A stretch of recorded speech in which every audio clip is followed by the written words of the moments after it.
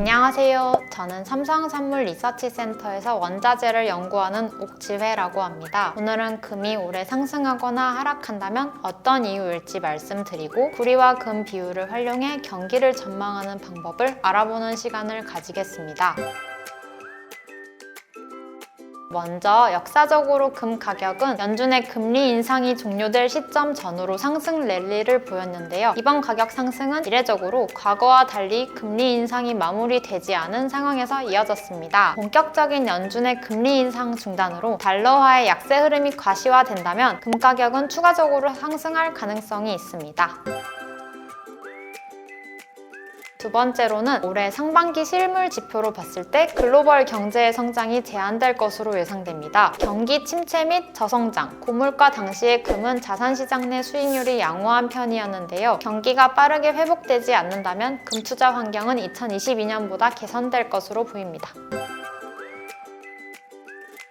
금 가격 상승을 견인했던 중앙은행들의 금 매수세는 당분간 이어질 가능성이 큽니다. 주요국들이 달러 의존도를 낮추기 위해 금을 집중적으로 매수하고 있기 때문입니다. 달러화 자산이 많을 경우에는 달러화 가치가 떨어질 때 달러화를 중심으로 한 은행의 자산 가치는 함께 떨어지기 마련입니다. 따라서 은행 자산의 가치 보전을 위해 금에 대한 선호도가 상승할 수 있습니다. 상대적으로 비중이 작았던 중앙은행의 금 수요는 2021년 11%에서 2022년 20%로 크게 확대되었고 중앙은행들의 누적 금 보유량이 지속적으로 늘어나는 것을 감안했을 때 2023년도에도 금에 대한 수요는 견조할 것으로 예상됩니다. 마지막으로 최근 금 가격 상승을 이끈 것은 신흥국 내부의 금 매수가 컸을 것으로 판단되는데 기금속 수요의 절반 이상을 중국, 인도가 차지하기 때문입니다. 중국 정부는 지난 1월 8일 제로 코로나 정책을 공식적으로 폐기한 뒤 내수 소비 진작에 공을 들이고 있어 중국인들의 보복 소비가 기대되는 상황인데요. 이에 따라 중국인들의 금 장신구 수요가 추가적으로 증가할 수 있습니다.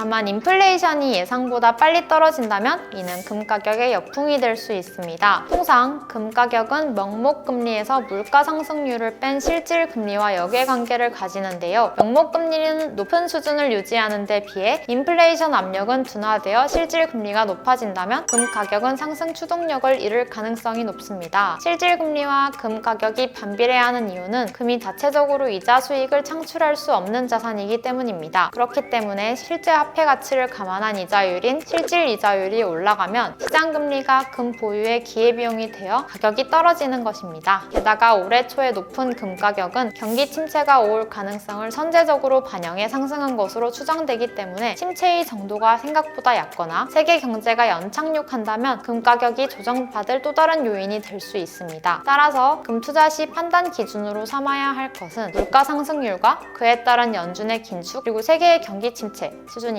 이 세 가지를 기준점으로 잡고 발빠르게 세계 경제 상황에 대응하시어 포지션의 유지 및 확대 여부를 결정하길 바라겠습니다.